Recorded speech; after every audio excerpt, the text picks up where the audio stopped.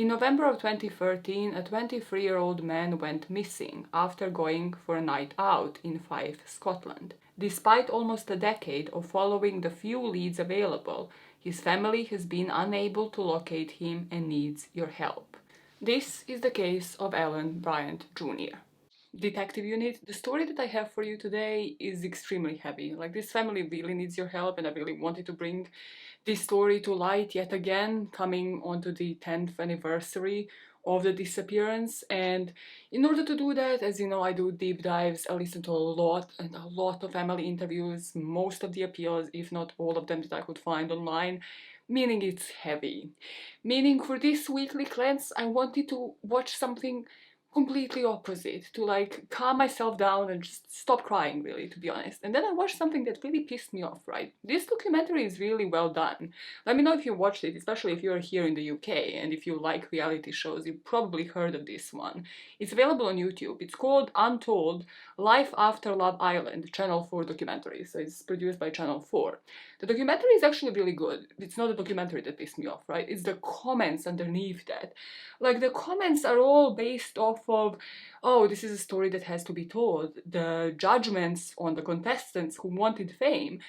And it really just got me thinking, whose responsibility is it to inform these people, the prospective contestants for this show, that the fame is not guaranteed, that you might be mocked, and that your mental health is definitely going to suffer after any reality show? Because what I think this documentary does well is kind of give you that perspective that, like, we all acknowledge that people go to reality shows for fame. Like, there's so many of them right now. We know that people don't go on a show called Love Island for love. Like, that is bullshit. So cool, if we all acknowledge that people do it to get rich after, to get deals with sponsors, then who should inform them that maybe that is not a guarantee, that maybe they will have to return to their jobs that they did prior to the show right after?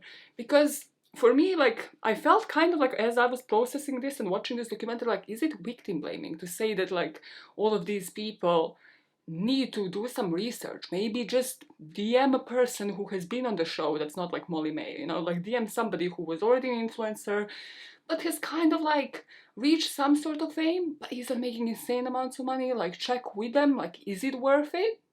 Is it worth it? Maybe you will be mocked. Maybe people will perceive you in a bad light. Like, is it worth it towards the job that you actually want to have after that? Because not all of them want to be influencers. Like, there are people there that wanted to get into, not the White House, the House of Commons, whatever, into politics and stuff.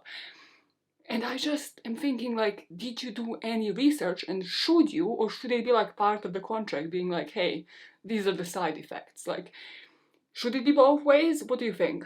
Should we be part of the NDAs, the contract that they signed prior to that show, being like, hey, this is not guaranteed. Your mental health might suffer. This is what might happen with you participating on this show. But should it also be upon the prospective contestants to do a bit of research, a bit of DMing, a bit of finding out, like, is it really worth it? Because what I thought right then and there, as I was like, is it victim blaming, is it not, is Survivor, right? Like, different types of reality shows. I have a feeling like there, the prospective contestants kind of research it. Like, watch something previously, watch like previous seasons, and I'm like, oh, I might eat bugs if I go on this show. And that just comes as like common knowledge, like common sense. Like, this is what I researched and I know what I can expect. Like, I don't think that I have seen anybody on Survivor being like, ooh, this is why I did not expect this. They're like, this is pretty much what I signed up for. So is it just that it's better contracts? Is it just that people don't care? Who should have some sort of liability in this? I don't know why. Like, I just went into like a completely different rabbit hole, and I was like, now I'm pissed off. Like, why did I just get into so much thinking on reality television? Why can I not make any topic just like be light? Yeah, that is my problem in life. Now let us dive into this case. The way I'm going to cover this case is something I actually haven't seen done online, and let me explain what I mean by that. So I'm going to cover the background on Allan, and then we're going to go into the night of disappearance. So in the first part of the video, I'm going to cover everything that we have that's factual, or based off of hearsay, so like witness testimonies, every piece of information that we have on the night of the disappearance. And then we're gonna follow the timeline through the years between 2013 and 2023, based off of the investigation the police and the parents have done. And here I have found some really, really good resources when researching this that are available to you mostly online. There is a podcast episode with James English where he interviews Allan's dad, so Allan Bryant Sr. And in this one, his dad really has a particular and I think a very regional Scottish accent as well. So it's kind of hard to understand, but it just, you see the emotion, you see the passion that drives this family, as well as you can see it in every single appeal that is on YouTube. Like the appeals that are available to the public that his mom has done in 2013. It's just heartbreaking how driven this family is and how little is known on this case online, like almost a decade later. Another brilliant source though, and for this one you have to get a subscription online. So it's like an online subscription for this magazine, well, rather a website called Courier. They have done a documentary on this case that is probably the best source of information I have found on it online. So if you want to watch it, I would actually suggest it's worth a subscription, even if you just for this documentary. It's about 40 minutes long. It's very focused on the family, on their experience, and it also goes sort of in sequential order when it comes to this case, and it's just brilliant. I might play a few bits of it, but obviously copyright won't allow me to play everything. Now let us get into the case and speak about Allan first. Allan Jr. was born to Allan Bryant Sr. and Mary Deegan in 1990. His parents would describe him as a very likable character that got on with everybody, that he used to be a joker and make his friends laugh. He loved his two sisters, Amy and Sophie, and the parents said that he loved his two sisters, Amy and Sophie, and the parents said that those sisters couldn't have asked for a better brother. By all accounts, Allan had a normal childhood. He was spoiled by his mom, he loved to watch games with his dad, he loved to play with his siblings and hang out with his friends. I know we'll go back to the start, Allan, but we'll go right back to how was Allan's upbringing? Just a normal lad. We brought him up as become wide about what's happening around about him. He was spoilt with his mum. You know what I mean? His mum always spoiled him at Christmas time, during birthdays and things like that. And he's just a normal lad, and his friends had a good group of friends, and that he was brought up with, who he went to nursery with, who he stuck all the way through primary school and high school, who they all stuck together. You know what I mean? It's just like, he was just a normal lad brought up in a normal housing scheme. He was brilliant with his two sisters, and he loved Amy and Sophie so much. I mean, they couldn't ask for a better big brother. So in our timeline, 2 weeks before Allan was to go missing, there was an event where Allan and a group of his friends broke a window to this shop. Now, it is said that two of the people that were with him that day might have been a part of a criminal group and were probably also his friends. The theories here are that maybe these friends wanted revenge. Maybe Allan snitched on them, maybe he gave them up to the police, because Allan is going to be caught here, and according to some sources, was supposed to appear in court 2 days after he would go missing.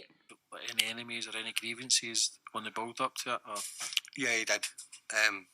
One, he actually smashed a window accidentally 4 weeks prior. Some heavy mob who actually own shops into drugs and all that. What basically happened is we got a phone call. Allan and his pal were pretty drunk up near the shops, and so it was nothing major. You know what I mean? They weren't causing any mayhem or anything like that.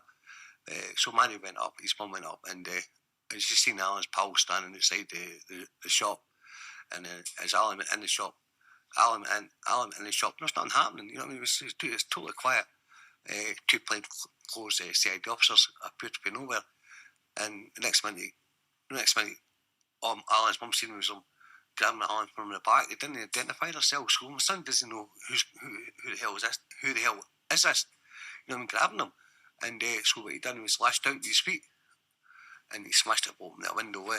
And as a result of that, the shop owners actually said to Allan's cousin,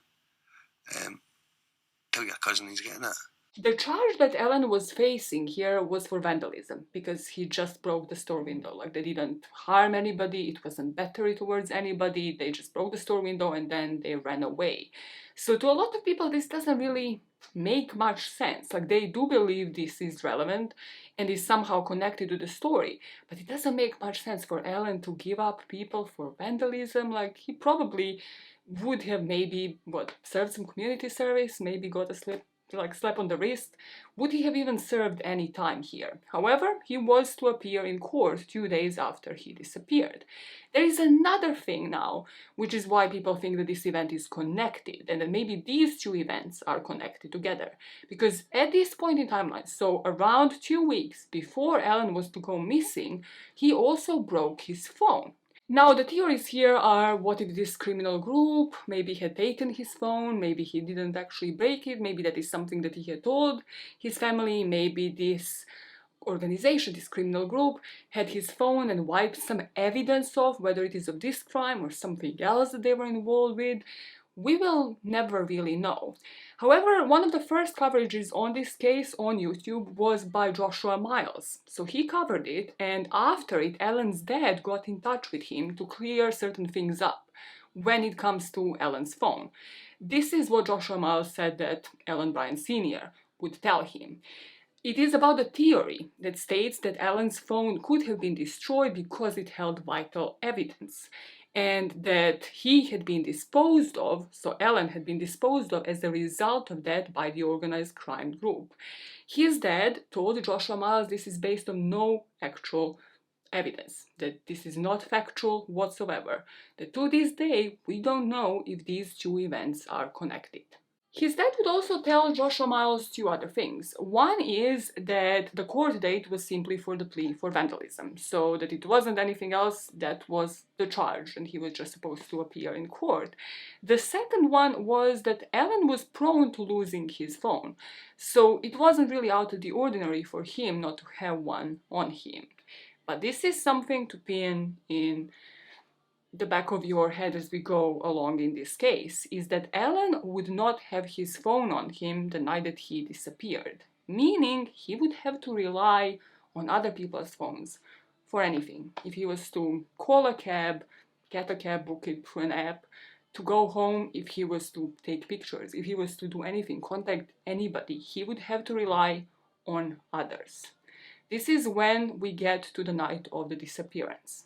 His dad would say that Allan would rarely go clubbing. He would rarely go to the actual nightclubs, only a couple of times a year. He was more of a guy who would spend his time at home, maybe playing games with his friends, but like having friends over and possibly yes, drinking, but sort of in the comfort of his own house. And that is exactly how this night, the night that Allan would disappear, would begin. It was a normal Saturday, the first Saturday of November 2013. He just had a few drinks with friends. They were listening to music full blast, and this was usually his style. This is when the parents find out that he's actually going out, so I suppose they just come downstairs and he just chats with his parents and tells him that they're going to this engagement party. What basically happened that Saturday, Allan had a few friends in the house, and I heard the music going on, obviously having a drink upstairs. There was no plans for him to actually go out. This is quite normal in my house, because I prepared my son and his friends to be in my house and that and that, and you know what I mean, Somebody else's house, somebody else's. That way I knew where they were, and I knew they were safe and things like that. It was just out of the blue. One of his friends says, "You want to come to this engagement party?" Allan, you're invited, because one of his friends were getting engaged. And he was in such a happy mood. I mean, brilliant mood. He asked me for a few quid for a few pints.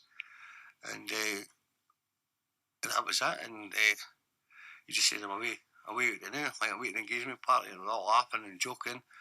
And that's when I left the house around 8:30 on the Saturday, the 2nd of November, to go to this engagement party. And that was the last you ever seen him? That's the last I ever seen my son. His dad would say that he spoke to him the night that they went out as they were getting ready, and the last time he would see his son, he was excited to go out and have fun. Last thing that he said to his mom is he asked her if he looked alright, because she got him the t-shirt that he was going to be wearing that night as an early Christmas gift. Remember, it's November now, at this point, the first Saturday of the month. She told him he looks nice and casual for a night out. Allan left his home in Ednam Drive in Glenrothes at 8 p.m. He walked with his friends to the place where the engagement party was happening in Leslie Golf Club. They arrived there around 9 p.m. and then that place shut down around midnight. So they take a minibus and travel to Styx nightclub. Styx nightclub is in the busy area of Glenrothes. They arrived there just after midnight, but also this place was only about a 10-minute walk from his home, just about a mile away. However, Allan, who is white, 5'6", of medium build, and has short brown hair, blue eyes, and tattoos on both arms, will never make it home. On the night, he had been wearing a Voy t-shirt with 3 bands of color, navy on the top, gray in the middle, and white on the bottom, a pair of dark-colored denim jeans, and gray leather plimsolls. They're now at this Styx nightclub, right between midnight and around 2 a.m., which is when the club would be shutting down. We don't know. I would like to tell you that Allan was having fun, that he was taking pictures with his friends, that he was dancing, he was having a blast, but we don't know. Why do we not know? A, because he didn't have his phone on him, but also because there are no pictures and no videos of Allan from that night out. And usually, if you see online, there's a plenty of evidence of Allan taking pictures with his friends, taking videos with his friends, dancing with people at parties and stuff. Like, he really liked to just dance and interact with people. And this is just something that we do not have on that night. So another nightclub now, Styx, right? It shuts around 2 a.m. and supposedly this is when he was to head home. I have to, however, brief you on another event that apparently happened at this club just before its shut down time. So before 2 a.m., there was a fight with a group of girls that had just started, had just taken off. Allan was not believed to have been involved, but these are some witness testimonies from that night. One witness said they left around 1:30 and there was a fight that was going on, that there were a couple of lassies fighting, so a couple of girls, but as they moved further up the road where the police started seeing to it, a fight broke out between 3 guys. So based off of most witness testimonies, there were 2 fights that were happening on that evening. One resident said that there was yes another fight based off of the noise, based off of them being waken up at around 2:10 a.m. Based off of those witness testimonies, the family here will believe 2 things. The first thing being that there were 2 fights that evening. One around 1:30 a.m. based off of the few witness testimonies, and then the second one based off of the people outside just as the club had shut down between like 2 and 2:10, that there was another fight going on with like different group of people. The second thing that the family is going to believe is that there was police presence there because of the noise complaints by the neighbors, by other people, because of the fights breaking out. Police was there. They were at the Styx nightclub that evening. So back in our story, it's just after 2 a.m. and Allan is spotted leaving the club. I will play you the CCTV footage that will be made public later here. We see him head out, then he stumbles on the steps. He is, according to many people, visibly drunk. He almost falls, but then pulls himself up, and then he moves in the direction of a roundabout. And this would be the direction that he would take if he was to go home. So only about 1 minute here of this footage was available to the public. His dad, however, would say that he watched over 40 minutes of footage that the police has provided him with, while, as I mentioned, only 1 minute, only about 70 seconds is available to us. And his dad would say that the police would say that he goes home, but instead he's just at the corner of that club from what he had seen. Based off of the footage that he had seen also, his dad would say that just as the clip that's available to the public, so just as the clip that I'm playing to you right now cuts, you can see a police car approaching the venue, approaching Styx nightclub. And the dad would see two police officers. Now this is the footage that was only given to the family, to the dad to see, that isn't available to the public, that the two police officers were seen speaking to his son, but that they wouldn't let him watch the remainder of the footage from a different angle, and that he doesn't even know if they have any other footage available. Because of the CCTV footage that his dad has seen, the messages from the friends, the witness testimonies here, his dad would say the last two people to talk to his son were two police officers. So what the police are saying is like he headed homewards, but that's not true. Allan headed left, and the only way for him to come back round again, for the police to actually talk to him, sitting on that wall, he must have went round behind the nightclub. Allan was still present, and the reason I know this is one of Allan's friends actually said to him, "Allan, do you want a lift in the taxi?" And Allan says, "No, it's all right, I'm going somewhere." And his mate gave him a cigarette, and so his mate says, "Aye, he was just sitting on the wall talking to two police officers." But for some reason, there's another camera which should actually prove that, which is pointing towards the wall. You know what I mean? Like, and the police refused to actually let me see that. I've tried many times to ask them. And it's not the only camera. I don't know whether they've collected it. I've collected it or not, or just saying they have collected it. I don't know whether they're refusing to actually let me see it. They're actually saying like the lights interfering with it, but the camera's put in a position with the lights behind it. You know, I can see everything. If I knew my son, if my son headed home, he would have been caught back in that camera, the one he was actually captured in. At no point, 40 odd minutes, just short of 40 minutes, no point did my son appear back in that footage again. The last two people to talk to my son were two police officers. Now, the last official sighting of Allan is from this CCTV camera at 2:02 a.m, where he leaves the nightclub and comes up these steps and grabs a hold of this banister before appearing to fall backwards. He then makes his way down this road. Now, Allan's house is only a mile that direction, so it shouldn't have taken him very long to walk home if that's where he was going. In our timeline, Allan is supposedly now headed home without his phone on him. And another thing that is just heartbreaking and insane to so many degrees to me is that he didn't have the jacket on, right? As you see in the CCTV footage, the last sighting of him, he only has that three-colored t-shirt on, and the temperatures during this time of year in Scotland are just low. At best, it would have been like 3-4 degrees. That evening, he would have been freezing. Another detail here beyond the jacket that I have to mention is, first of all, on the jacket, right? I don't know, did he leave his house with jacket? I couldn't find that anywhere.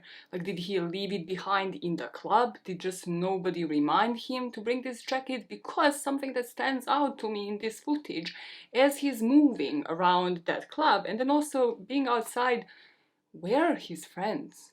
I know that girl code is different when it comes to girls, right? It's why it's called girl code. But yet again, where are his friends? He doesn't have his phone on him. Where is he headed, even if he is that drunk? If we are to believe that he is following this route, headed towards this roundabout and towards his home or towards town, where is he headed? And why does nobody know that? Like, when the witnesses and the friends were interviewed, did nobody just ask them, like, hey, did he have any plan? Like, after 2 a.m., where is he gonna go? Is he gonna head home? Does he want to go to another party? Did he bring his jacket? Like, all of these questions just still remain unanswered to this day.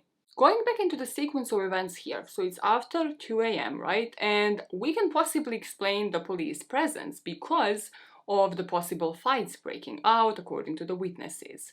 However, there's possibly another location where Allan might have been, based off of some other witness testimonies, where police presence was yet again required that night, around 4 a.m. And this would be at Barnton Place, so sort of just west of Styx nightclub, west side of town. 4 witnesses that spoke to the police in the days after Allan had disappeared heard screaming from the Barnton Place area around 4 a.m. This would be 2 hours after Allan was last seen on CCTV. The noise had been described to Allan Sr., so Allan's dad, as hysterical screaming, as if something had gone terribly wrong. To recap now here, based off of all of the witness testimonies, right? Let's take them all together and wrap that part up. At 2:08, there's one sighting near Styx nightclub. They're shouting at 2:10. There's another fight reported around 2:15, again, Styx nightclub area. And then there's noise disturbance at Barton Place that might or might not be connected 2 hours later. Questions that come to mind here. Is the police on the scene already at any of the scenes of the noise complaint? And if so, if this was a noise disturbance report, right, there should be a report on it. Some report of like, hey, this is why we are here, this is why we are visiting this establishment at this point in the night. We are not here just for no reason. This is who we spoke to, this is the resolution. There should be physical evidence of that. And I am yet to hear about it. I'm yet to find anything about that online. Witness statements which this investigation's seen, people coming forward to his parents, have talked of 2 disturbances at Styx nightclub that night. The first, believed to have involved a group of females who knew Allan, but Allan isn't believed to have had anything to do with that at all. And that was before 2 a.m, before Allan left the nightclub.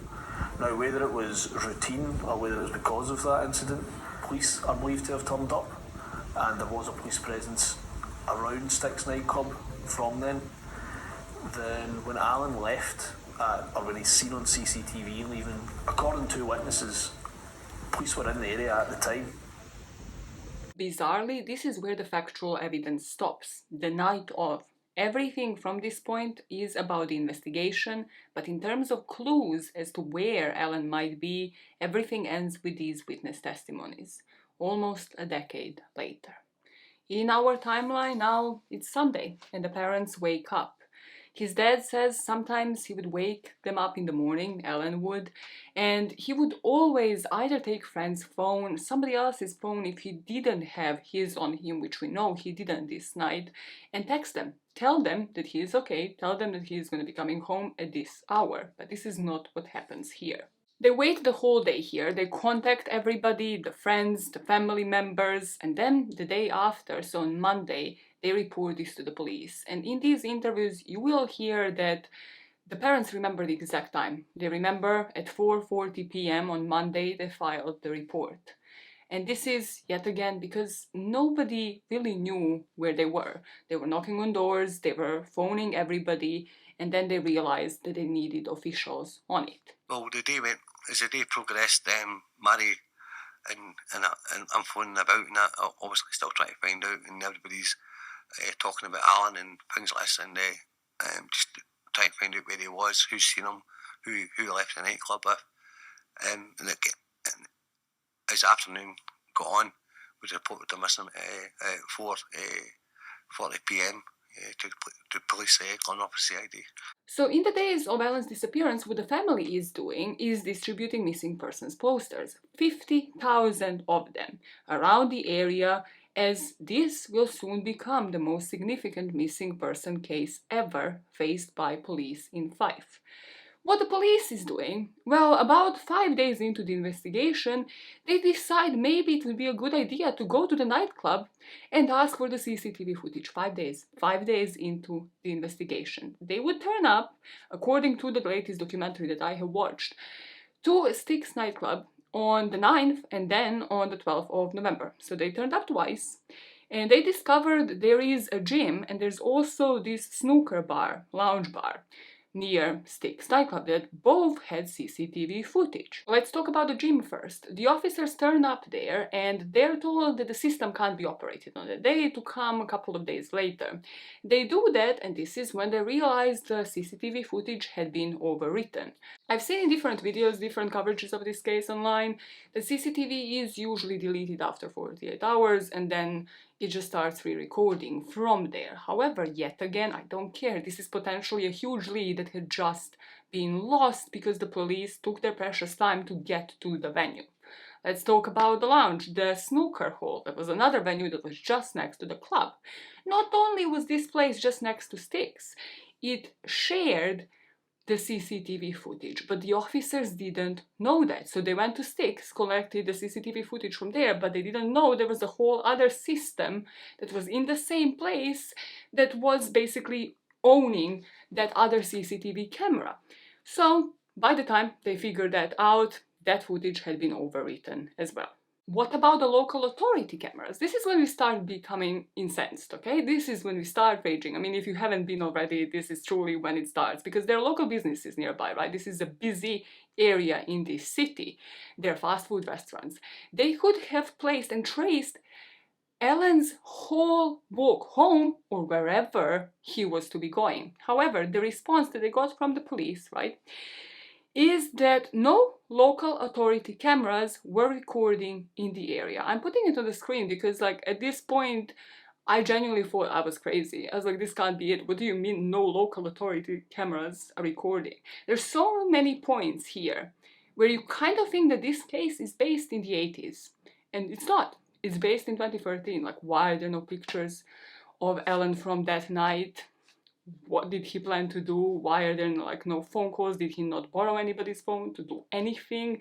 People are attached to their phones. Like, it's 2013. Then the cameras and the CCTV, sorry, why is any of this happening? Further to this, Allan's dad stated that the police also had a further 23 days to collect CCTV footage, but on all accounts they either didn't or they left it till very late. And obviously, as I have told you, barely anything had been shared with the parents. They have seen more than us, more than that 60, 70 seconds. However, barely anything really had been shared in terms of like what they have actually collected. Do they have more than they have even shown the parents? On November the 22nd, Allan's mom would make the appeal, saying that her son has never been away from home for more than 2 nights. And if you haven't already, this is truly when you need the tissues. This is truly when you start crying because you realize the heartbreak that this family has been going through. I'd just like to say it's going to be my son's birthday tomorrow. He's going to be 24 and he's never been away for us longer than like 2 nights. And this is just terrible. I mean, if somebody knows someone that's maybe acting strange or you know, if like not within themselves or that, and if you think maybe could this be something to do with that, just phone anonymously or anything. I mean, any bit of information at all. I mean, we just want to know where our son is, what's happened, and we just want to know anything at all. We just miss him so much, and we just want him back. During the next couple of months, the family would hire a Cessna plane. They would distribute 50,000 posters that had been printed and shown even on vans. They would hire these huge vans showing Allan in order to trigger somebody's memory of that night, in order to get somebody to come forward.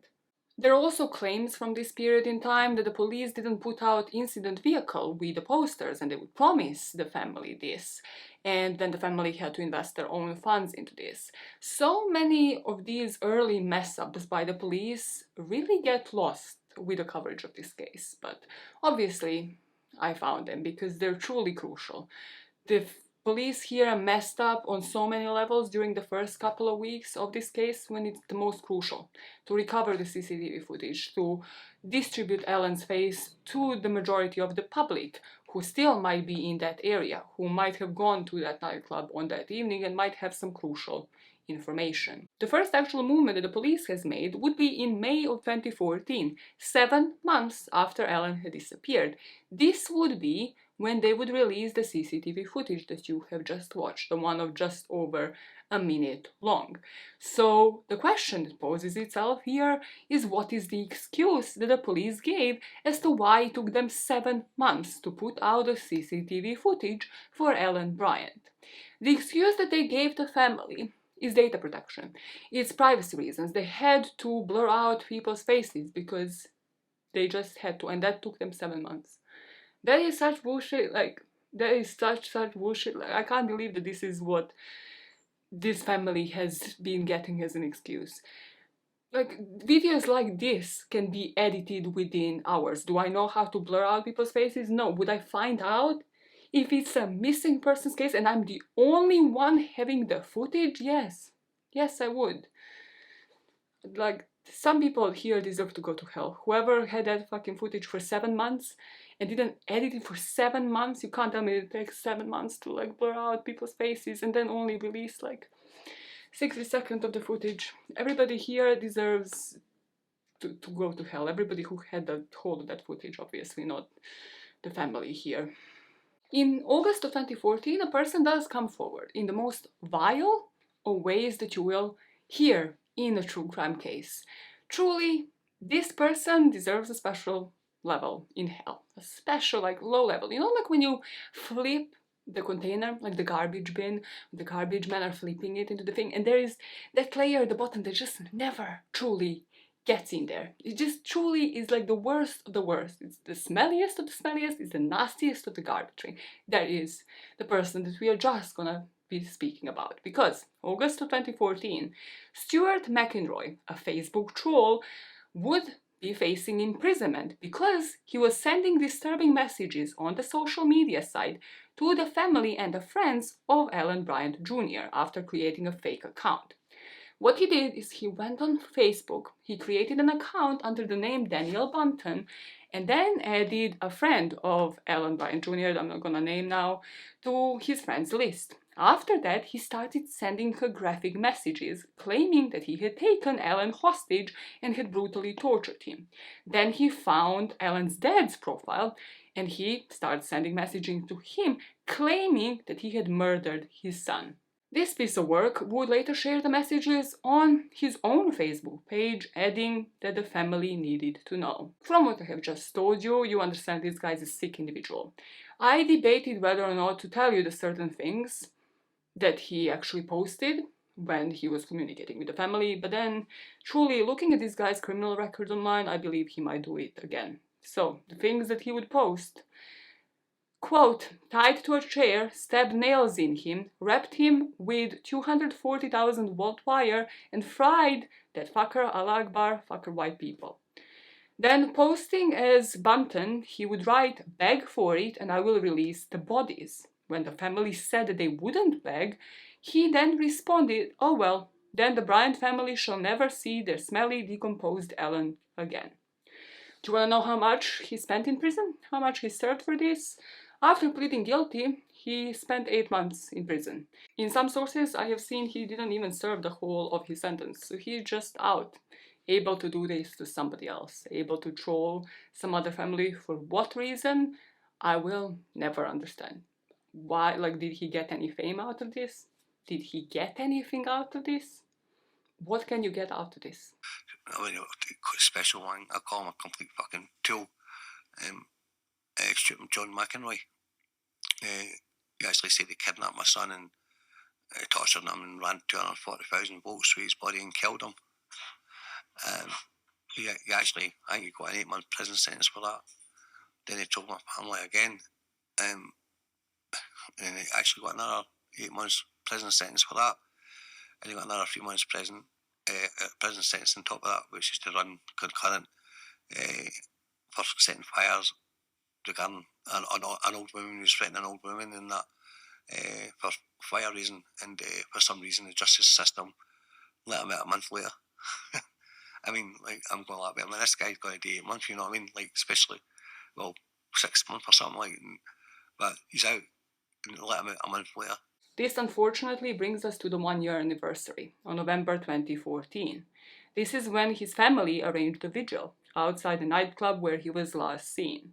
According to his mother, every day is the same. They keep waiting for any news. They try to maintain as normal of a life as possible, but it's very difficult.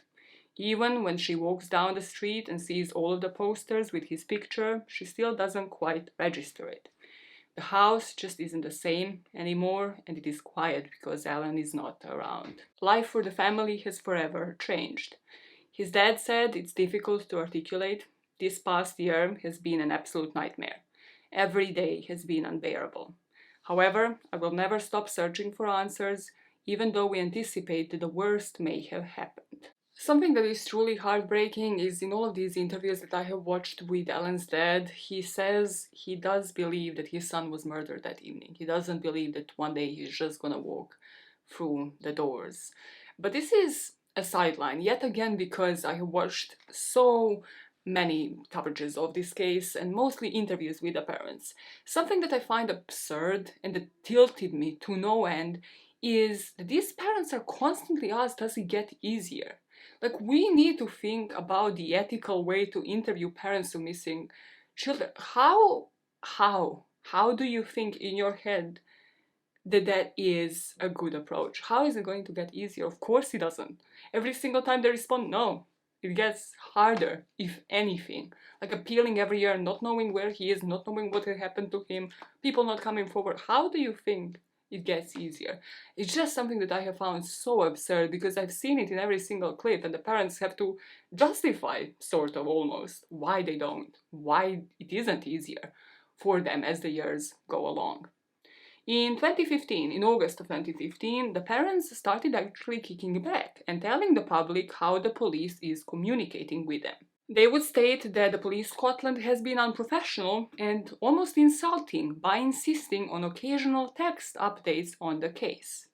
Allan's dad would claim that he had tried on multiple occasions to speak to the officer on the phone to find out if there were any updates regarding the case, but was always told they're busy or on holiday. He even said that the police would send him text messages saying that they were gonna call him and that they just wouldn't. He was so fed up at this point by the lack of progress by police that he even resorted to interviewing potential witnesses in his own home. And this is truly why I do think we have the witness testimonies to date, because of his dad, because the witnesses got in touch with his dad instead of the police. And that is truly where so many fuck-ups can happen, when the people can't trust the authorities, they can't trust the police because the police isn't doing anything and they're clearly showing it now a couple of years in. And his dad had a strong reason to finally speak up about the police. Not that the lack of investigation isn't a strong enough reason, because at this point there was also an unidentified body in Riverside Park, which is close to where his son went missing.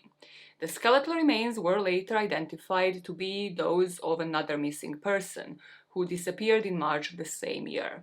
Allan Sr. stated that he was informed of these news over the phone, causing him a great deal of agony and sickness. He added that the police did not visit him or his family in person in order to provide them updates. Another search happened in September of 2015. This would be when somebody gave the information to two people that Allan had been killed at a house party on the night that he had disappeared, and that his body was dumped in the drain in Woodside. His mom said that this was a total nightmare for the whole family, but they desperately needed closure. They desperately want to know what happened to their son, so even if there's a slight chance that this information is true, they have to follow up on every lead. And that is the point. Even if this was a troll, the family just has to look into it, because what if it isn't? What if this isn't a troll and it finally gives this family some closure? In 2016, we have another thing happen that seemingly was to be a development on this case, but just like so many things in the past, it wasn't. It was somebody trolling, this time not the family, but the police. And this, to this date, and I don't know how many videos I have on this channel, you probably know better than I do, that are true crime related, is the most bizarre thing that I have read about researching the case. Because in April of 2016, 2.5 years into the investigation, a video is uploaded to YouTube that claims to come from self-proclaimed global hacktivists Anonymous, hijacking the hunt for the missing Allan Bryant. A disguised voice during this anonymous video stated, "This is a message to Police Scotland. We are aware of your lack of cooperation with the family of missing man Allan Bryant Jr. As civil servants, it is your responsibility to serve the needs of your public. All you have done is fail the Bryant family."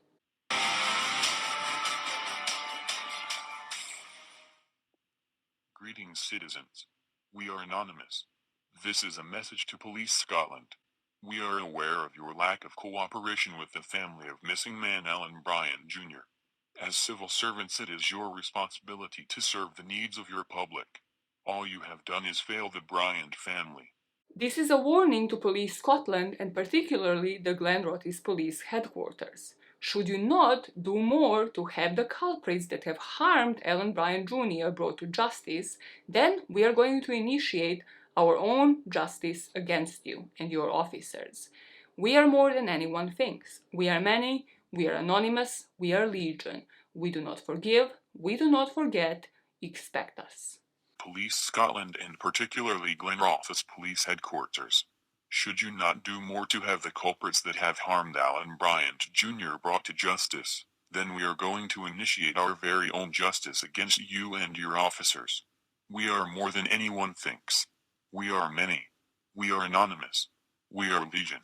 We do not forgive. We do not forget. Expect us.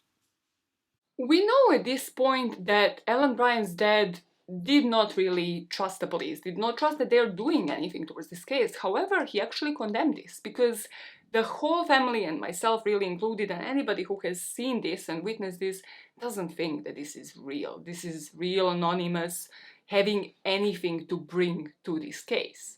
Allan's dad would say, no one has the right to threaten the police. I'm not going to accept that, and I'm always going to condemn that. This is not helping Allan at all. The only thing is, this has got his name back out in the media, but for the wrong reasons. We have been victims of trolling, and no one should be trolling police. He said he had been far from happy with the way the police have investigated his son's case, that he believes they messed it up from day one, but this is just not acceptable. After this statement, his dad would also say the police seem to be working a lot better since he had put complaints against them. And they're working on things a bit faster, but they still can't get any communication with the major investigation team, or MIT. Two things, however, when it comes to this anonymous video. A lot of people were saying that this effort by the police and why they're suddenly speaking about certain things or communicating better with the family is in order to save face in a way. And we're going to be speaking about one such thing, or what made people speculate about one such thing and why the police is doing certain things in a second. However, something about this anonymous video, in one article only, and this is from the Daily Record, I believe, so tabloid, right? So take it with a grain of salt, but I have seen this, so you have to. This article mentions the words, a second video names an individual police officer, making me believe there was a second anonymous video, but I could not dig this out anywhere. I don't think it exists online, at least. I don't know if there was one at the date. However, then the article proceeds to say, a spokesman for Police Scotland said, police in Fife have been made aware of a communication that suggests reprisals towards officers in Glenrothes. The safety of the public and our officers is an absolute priority. Inquiries are going to establish the full circumstances surrounding this and respond appropriately. I could not find a single other mention of that second video or the second video itself, as I mentioned, just this one article mentioning it. It just makes me wonder, was the police ever investigating any of the police officers, the ones that were there for the noise disturbance that night? Was there ever a suspect in this case that was investigated? Or was this just a journalist making up something completely just to make the story even more sensationalized, just to make it even more dramatic? 2017 would bring what you might think would be an actual solid lead. So remember how I have said there was a lot of effort by the police all of a sudden. This is sort of when that begins, or when it starts showing to the public. There was a family of 3 that have been living in Barton Place who moved into this property 6 years ago. They were claiming to be victims of a smear campaign against them due to the fact that they were gypsies. What had happened here is in the summer of 2017, for 5 weeks the police would search a house at Barton Place. And at the end of that house search, Detective Inspector Stuart Wilson of the MIT Major Investigation Team would conclude that there are no further inquiries because of the result of this activity. In all of the articles, every single article you can find online, police never indicated what led them to this, other than the piece of evidence passed on to them from the parents. But we have heard of Barton Place. And also, you know what you came to this channel for. I dug, and finally, in the Courier documentary, I got my answer. Further research in the documentary shows McAllisters, the family whose house was searched, were neighbors of Bryant's, and Allan might have known their son. And then the dots start connecting. This house, why we heard of Barton Place in the first place, was on the same street where everyone thinks Allan went for a house party. However, this wasn't the same house. It was a different house down the road. Some questions that never really get answered here and are on top of my head. We know there was noise. Witnesses reported noise in Barton Place, at Barton Place rather. We don't know if the police ever went there, if there is ever a report here. Was there ever CCTV collected from this location on the night of, based off of any complaint? Possibly. Was it collected? Has the family seen it? Why did they search this location for 5 weeks? Why was nothing found? What did they have to get a warrant to search it? Is one of my biggest questions in this case. If you search a house for 5 weeks, you must have something. Like, as the police officers, you must serve them some document. You must serve them a warrant to search someone's property for 5 weeks.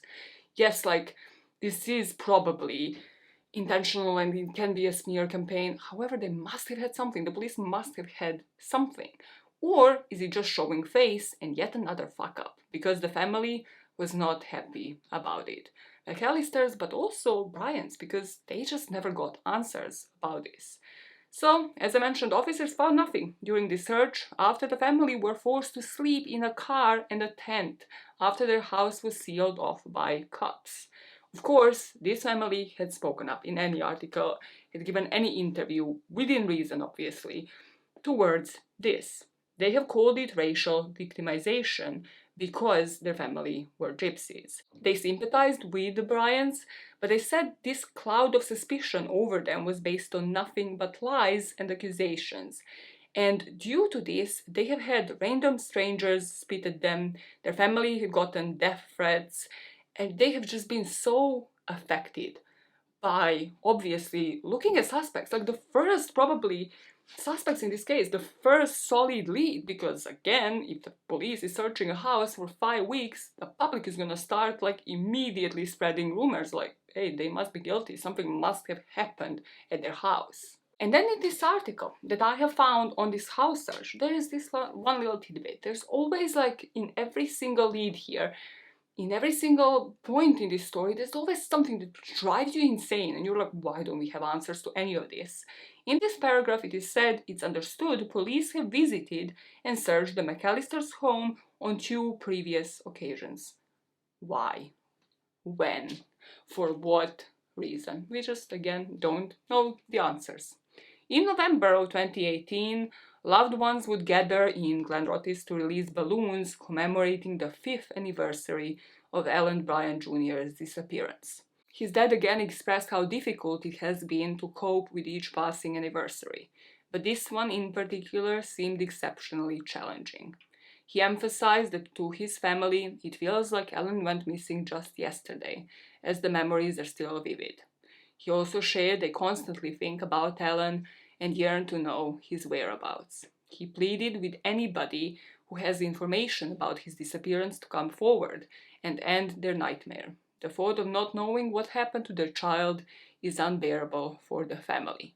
This is also when they will release new video of the missing son, and in this video you can see him dancing, interacting with people, which I and the family also think like is really useful to the people, right? Like when you don't just see stills, when you see moving footage of somebody, if he is potentially alive and somewhere, like it can help jog people's memories. Not much beyond family appeals happens after this until 2020. The family had another scare, and this is truly, this family has gone through so much, but I cannot imagine what must go on through your head when you hear about search of somebody else. Search for somebody else's body because of someone's lead, and obviously there's plenty of missing people around there. But you just have to wonder, is it my son this time around? In September of 2020, unidentified human remains were discovered at the industrial estate in Glenrothes, and it was later determined that the remains belonged to a person who had been reported missing, but not Allan Bryant. The police were alerted to the discovery on September the 27th, and the spokesperson for Police Scotland confirmed the findings. And this is probably the only normal thing that you will hear about, and yet again makes people believe that the police here is suddenly looking like they're doing something and saving face. And this is that his dad, Allan Bryant Jr., said that the detectives had visited his family to notify him of the discovery this time around. The site where the remains were found was within walking distance of where Bryant went missing and the family home, and of course the family lost sleep. They have been through this before and they were really hoping that it will be Allan. They said it would be some sort of closure and help us get on with our lives. But this was not the body of their son. So 2021 leads to yet another appeal. The dad of missing Allan Bryant, he created a video of his own appealing for fresh info ahead of the 8th anniversary of his disappearance. Someone must know in this town what's happened to Allan. Someone must have seen our son Allan. And I'm pleading with you, no matter how small the information is, to come forward and contact the police. There's so many numerous ways you can actually do this. And just to end this living hell and this nightmare for my family. Urging the public to come forward, he said, "Don't let my family go through this another year. All we want is our son back so we can move on. People don't understand what we are going through. Allan is not here and it's torture for us." Last year, things start moving again. Rather, the parents thought of different ways to gain interest in this case, which is incredibly sad to say. It's not like, oh, it's police work, it's the authorities helping the family. No, the family had been contacted in one case, in one instance in 2022, and then in the other, again, they have reached out to people to create this documentary. So two things happen in 2022 with now almost a decade of Allan's disappearance creeping up. In May, the Courier produced a new documentary about his disappearance, which is where I got most information from. And as part of it, they asked Police Scotland a list of 16 detailed questions about the disappearance of Allan Bryant.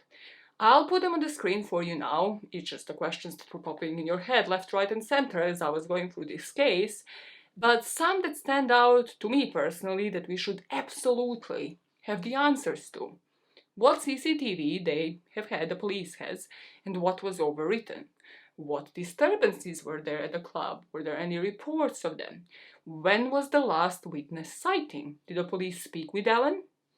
On the night of? Around 2 a.m.? Who did they speak to? At Sticks or at Barnton Place? Were the construction sites searched? What areas were searched? We must have the detailed account of every single area that was searched. Did Allan attend a party after Sticks? Why was there the house search in 2017 at Barton Place? What warranted for that house search? By this point, there were 12 complaints to the police investigation and review commissioner regarding the handling of the case that have been filed, and 4 of them were upheld, rather sustained. One of those that were sustained relates to the CCTV that was collected, the footage of Allan's last known moments outside Sticks. And the new investigator took over this case last year, but the case still remains with major investigation team. A lot of people will agree with me when I tell you an inquiry needs to be opened here, and someone needs to look into reviewing all of the evidence in this case. And for those of you, I actually found a petition that is online on change.org, and I'll be leaving you in the pinned comment that petition so that you can sign it, hopefully. Then, if enough people sign it, that can go to somebody at the top of the court system, I don't know, justice or whatever the fuck it is. I don't know what and who needs to review it, but somebody needs to look into this police evidence and make everything available to the family. so that they can review it as well, so that they get any answers. Like, actually, from day one, what has the police done in this case? Like, fuck saving face, and the police pretending they're doing something, when clearly there's no movement here. Another thing that I mentioned two things happened in 2022. There was, in October, another interest in this case, and this is when the production team reached out to the family. So, a prominent crime expert and criminologist in Scotland, David Wilson, was scheduled to investigate the disappearance of Allan Bryant Jr. This case will be featured in David Wilson's Crime Files on BBC on November the 22nd, which is the day before what would have been Allan's 32nd birthday. The team also contacted the parents, and Allan Sr. said that it was incredible that they contacted them to feature Allan's case, because it will keep his story in the public eye and keep the pressure on the police as well. I didn't watch this program because you need to have TV license to watch anything on BBC, and I don't really watch TV, mostly on YouTube rabbit holes, but I have read interviews done with David Wilson on it, and this was his comment, and I think personally that it's kind of telling. He said all alliances that have kept secrets for years can also dissolve, whether due to a falling out or someone passing away, and this can free someone up to speak out for the first time. And that, and the family releasing more pictures last year to jog memories of any witnesses, brings us to the theories. I'll speak about two theories in particular, but first let me walk you through my thought process. So once I cover everything in sequential way, I go to Google Maps and check the places that I have been mentioning throughout this story to see if they lead in a certain direction. Something that people don't mention because it is most probably very eerie. But looking at the maps in the east, there's a 16-minute drive, like 15-16 minutes, to the body of water. And I don't mean just any body of water, I mean North Sea. And then if we are to theorize that Allan's body had been disposed there, it could really be anywhere. It can be in the ocean by this point. It just strikes me like very eerie and very scary how close Glenrothes is to a huge body of water where anybody could really be disposing of anything, including bodies. And then if you look towards west, there's a potential party house, Barnton Place. His home is also in this direction, but also there is a regional park with different hiking trails and reservoirs, another body of water. So theory number one that I named west because of everything, every piece of information based off of the amount of effort put into this by the officials. The theory here is Allan had gone to a house party. Possibly a fight broke out here, he was injured and succumbed to those injuries, whether he was dumped in a body of water, a river, a reservoir, buried in a park. However, there's no solid lead or explanation for this. So what supports this theory? The friends were the one committing vandalism with him, so we don't know if he was involved in organized crime or not. His friends don't follow him out of the club. There are no pictures with him on the night of, but they went to his house and pre-drunk with him and have met his parents. I just find that to be suspicious. Why are they not with him on the night of if they have been drinking and partying before and went on the same bus to come to Styx nightclub? I don't know. They're never named, and a lot of people find that to be sus, as well as no pictures being taken. I would have to say the dad never put blame on any of his friends, and the dad also said that they must be going through hell themselves. Then what else goes to this theory is witness testimonies that we have about Allan being near Styx around 2. Then the noise at Barnton Place at 4 a.m. and the whole house search in 2017, everything the police has done is leading us towards the west side of town. The second theory here that I called diversion, saving face. His dad never, I have to say, and I have watched probably everything that his dad has ever done, like any interview, any sort of public setting appearance. His dad never will say this, because he probably wants the authorities on his side and wants the authorities to do their motherfucking job. But the police almost purposefully did not collect the CCTV evidence on time. They put a minimal effort in the weeks, months, and years to show Allan's face to the public and conduct searches, inform the public and the parents of any information they might have. The police searched his house in 2017, 5 years later, almost 5 years later, out of nowhere. If their car was to have pulled up the CCTV footage, meaning we believe he's dead, meaning why would we not believe he's dead, then maybe we only watch 1 minute of footage because the rest would implicate somebody. Whether it is a specific officer, whether it is somebody in a criminal organization, something that stuck with me is what his dad would say. Police officers were the last to see Allan alive. I don't want to start conspiracy theories here, but if one day someone was to come out and say there was some sort of cover-up here, my jaw would not drop to the floor.